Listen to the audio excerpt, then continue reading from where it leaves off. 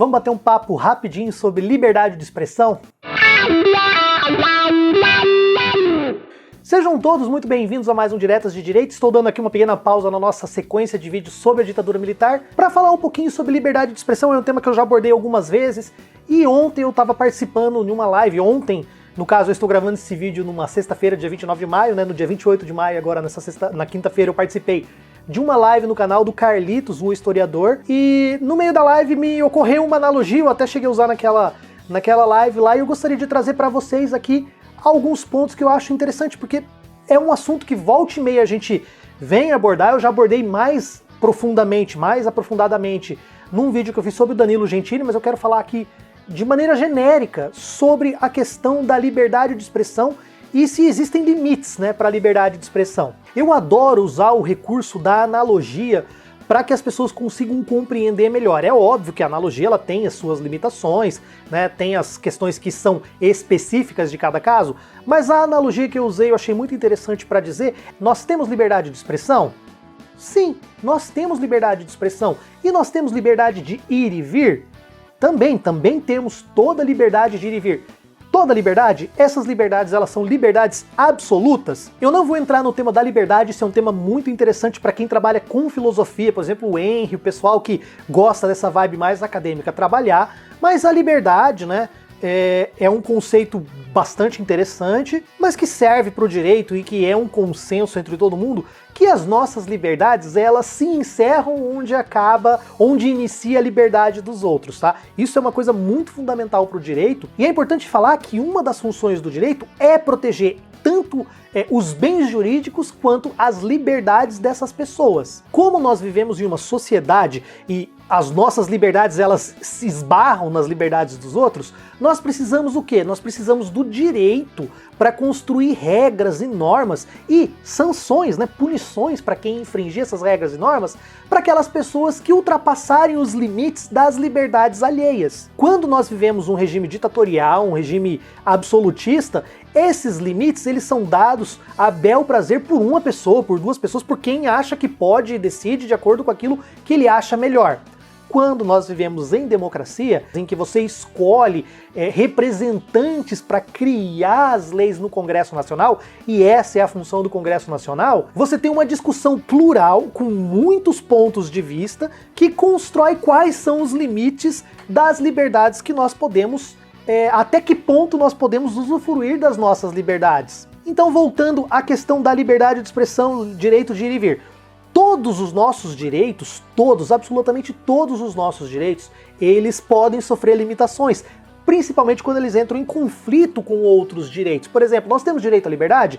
Temos direito à liberdade, mas se, por exemplo, eu cometer um crime e for condenado ou for preso em flagrante, essa minha liberdade eu vou deixar de ter. Eu vou deixar de ter direito a essa liberdade dentro dessa sociedade porque eu ultrapassei outros limites, fui além de outras liberdades e estou sendo punido. Nós temos direito à vida? Nós temos direito à vida. Um exemplo, por exemplo, aqui no Brasil, se nós estivéssemos em guerra, o direito à vida já não é absoluto, porque existe o quê? Pena de morte, em alguns casos, que é previsto lá no Código Penal Militar, em que você pode executar uma pessoa no Brasil. E quando que você pode executar? Quando você entra em conflito de interesses em que a vida de uma pessoa é vista como um bem jurídico menor, por exemplo, do que a integridade nacional, que vai envolver a vida de milhares ou milhões de pessoas. É uma discussão bastante complexa, mas o direito, por isso que o direito tem a balança como símbolo, porque ela é sempre um conflito de você pesar quais direitos, quais liberdades são mais importantes. E na liberdade de expressão eu tinha usado a analogia, por exemplo, da liberdade de ir e vir. Nós temos direito de ir e vir, nós temos direito de circular, de andar, de ir, de voltar e tudo. Só que, por exemplo, essa minha liberdade de ir e vir, ela é absoluta? Não, ela não é absoluta. Por exemplo, eu posso invadir uma propriedade que não é minha? Eu posso simplesmente pegar meu carro e entrar dentro de uma fazenda de porteira fechada que não pertence a mim? Eu não posso. Oh, mas eu tenho o direito de ir e vir. Sim, você tem o direito de ir e vir, mas o seu direito de ir e vir termina o quê? Na fronteira de uma propriedade privada. Dentro daquela propriedade privada, você perde o seu direito de ir e vir. Com a liberdade de expressão, é a mesma coisa. Você tem o direito de se expressar? Você tem o direito de expressar. E qual é o limite desse direito de expressar?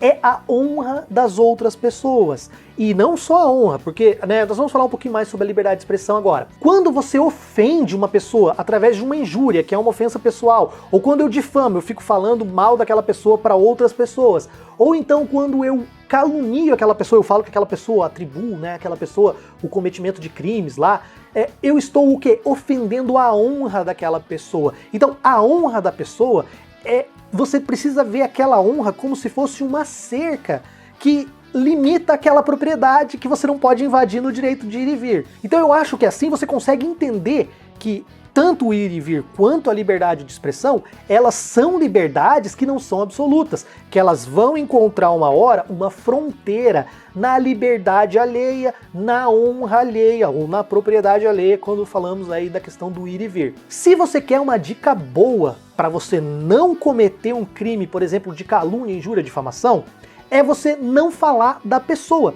E você pode criticar tudo que envolve o ato de uma pessoa sem precisar ofender ela. Por exemplo, fulano de tal escreveu um livro. Eu vou avaliar o quê? O livro da pessoa. Ou, por exemplo, tem um youtuber que posta vídeos falando mal de outros youtubers para crescer na rede e ficar famoso. Eu não preciso falar mal do cara. Eu não preciso falar que o cara é careca ou cabeludo, que o cara é gordo ou é magro. Eu não preciso entrar nesses pormenores, porque daí eu tô cruzando o quê? Uma fronteira da honra, eu tô agredindo a pessoa. E não, você não precisa, por exemplo, se a pessoa faz um vídeo disso, critica o vídeo, critica a obra. Se a pessoa escrever um livro que você não gosta, escrever um artigo, ou se a pessoa comunga de uma ideologia que você não gosta, critique a ideologia, critique a exposição fática daquilo. Agora, por exemplo, a pessoa chega e fala, eu não gosto de fulano de tal, fulano de tal é liberal, é um bostinha de liberal, porque não sei o quê, porque é um capitalista, papapá.